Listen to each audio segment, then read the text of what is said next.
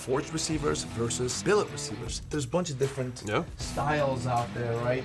We got this guy right here. We got my MR556A4 right here. Got compatibility throughout all of that. They absolutely require for upper receivers and lower receivers to be forged because they are, as you said, Durable. durable. As you can see with this one, there's a lot of intricate cuts. There's so much going on in it. I mean, I've got relief cuts all over the place. Cerakote application to a billet lower receiver or upper receiver set is going to be amazing.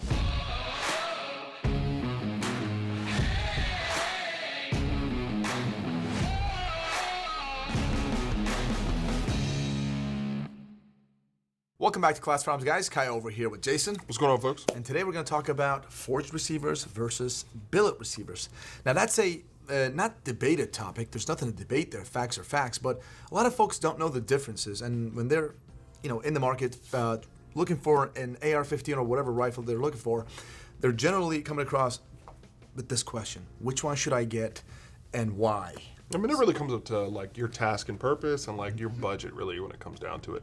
There are pros and cons that do with both, and you got to weigh that to your own, pocket and budget. So I get that, but at the end of the day, which one is right for you? Yeah, and I think we should just, before we talk about some of the pros and cons, let's just talk about what is forging, what is a billet, right? Mm-hmm. Forging is basically a heat-treated and compressed metal that's compressed into a certain shape, and then it's machined to a final product.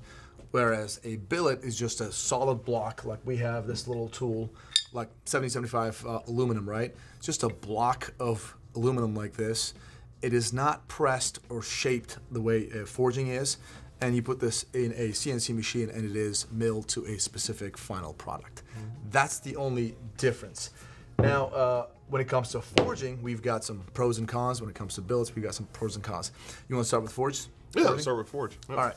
So forging, the pros is, actually there's a lot of pros and there's pretty much almost very few, a couple cons. Let's talk about pros. Strength? Strength definitely is one of those things. So you do get added manufacturing strength out of it because, again, it's poured in there, it's formed, it's pressed, so you get all the hardness if you put it on a Rockwell scale.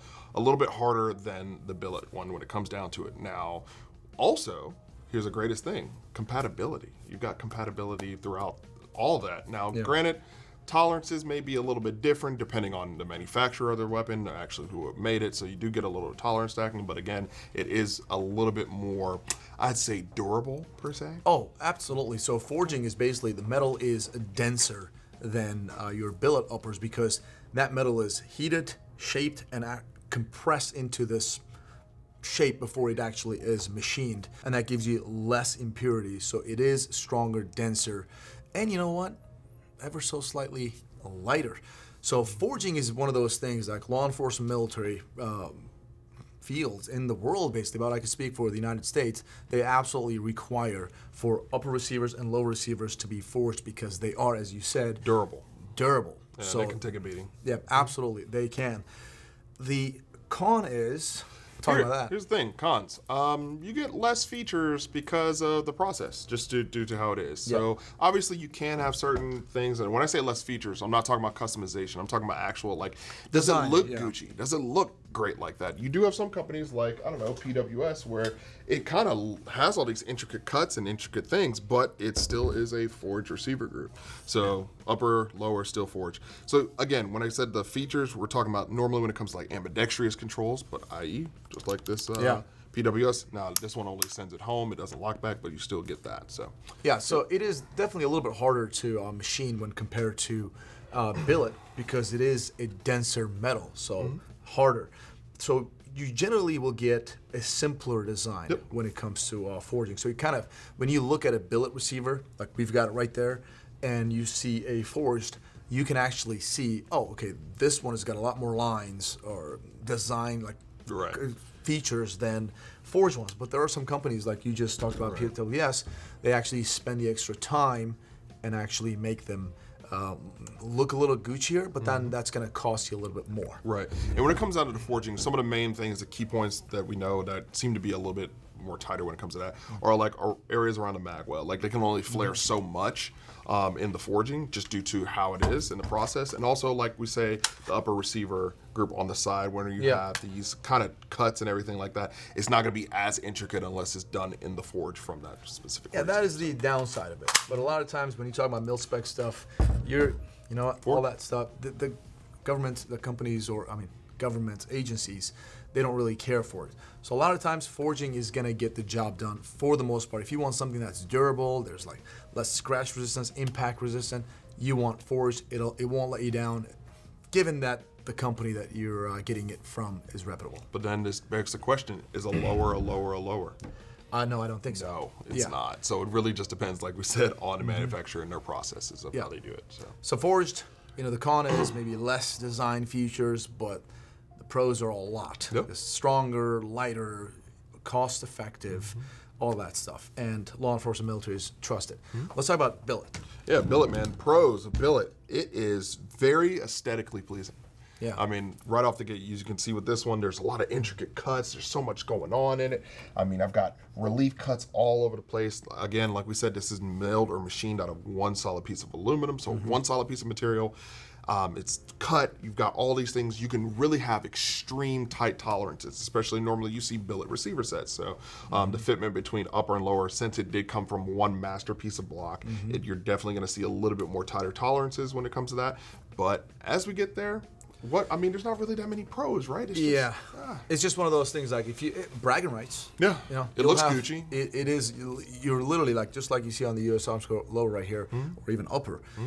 It is. You're gonna be able to make it in a way, whatever you want, and the machining is going to be easier. You just have this block in there, the computer, the CAD file. You just send in, and it just starts cutting it, and ends up being just like that. But the pros, it is, the cons. Yeah, the cons, like it's not as impact resistant. It's not as strong as forged. It does weigh a little bit heavier. Right. Not too much, but it is a little bit heavier. Although you would think forged would be, but no. Billet is heavier. And also, like, you can scratch it easily. If you're just kind of working on the gun, you can just, it's softer. So its impact resistance is less due to the simple fact of, remember, with every pass of a tool on here, it's scaling off material. So you actually have way more abrasive capabilities in this. Granted, that's great for if you want a Cerakote, because that means, it's just like if you prime something.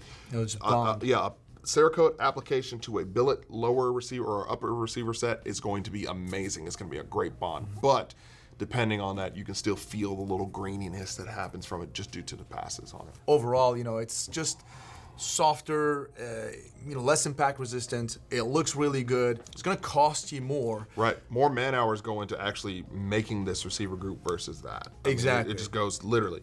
And when it comes to weight, right? I was just thinking about that. Billet is going to be heavier when compared to forged, but given that they're exactly the same piece. Right. So, of course, you can have a billet receiver that's lighter than a forged receiver.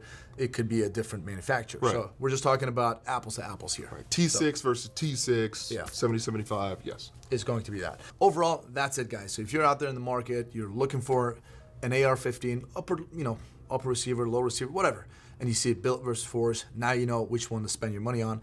When it comes to handguards, if you look at them, like there's a bunch of different styles out there, right? We got this guy right here. We got my MR556A4 right here. All these different designs, and what do you think? Most of them are actually billet, right? Extruded pieces of material, so you've got intricate cuts, so you put it on a CNC. You've got hybrids, right? Like that one. Yeah, That's so Ryan's 13.9. Yep, right there. This is Ryan's 13.9. This is billet, and you can just tell, like, it's just, you could tell the cuts. Right. Just overall, the way this thing feels when compared to forged. Now, you can make a forge look like a billet, as we were just talking about, but that's, it gets high-end forged. But you know what's funny? People talk about the limitations of forge, saying they can only do so much. Well, you can only do so much when an extruded piece of metal. Like, you can't recreate the shape. You can shape down what you can do, but you can't recreate the shape. So there is that. So. Yeah, and this ADM right here, billet. I love this thing. This is just all billet. So billet upper, billet lower, and billet handguard. Well, since you're throwing out that one, look at this forged puppy right here. Monolithic LMT. All one continuous piece, but this is forged, strong. I mean, you can feel it too. Like, you can really feel the difference when you grab that thing. But anyways, guys, so you guys get the idea. This is about it. Forged versus billet. I personally, I'm a big fan of forged. It gets the job done, depending on the manufacturing, right? You know, billet's really good if you're out there, you want some bragging rights, you want some cool design, just one of those like special editions. Let's just Save say. Queens. Save Queens, whatever. I mean, Like you that can shoot them HK too. over there. Yeah, that's not it. But anyways, you guys get the idea. So let us know your thoughts in the comment section. Hopefully this video was educational for you. We get a lot of comments, sometimes emails. People are asking, but hey, which one should we Which get? one should I choose? The one Yeah. that's capable, that you're capable with. Yeah. Dude, you Forged. know what?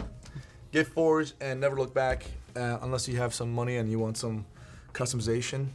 Then sure, billet. You're not going to go wrong with it. Unless you're really out there just like freaking, like, just really running through some courses. You're not going to have a problem with billet. And either. go with a reputable company. Reputable company, exactly, which is ADM, I don't know, H&K. That's right, if you like Save Queens.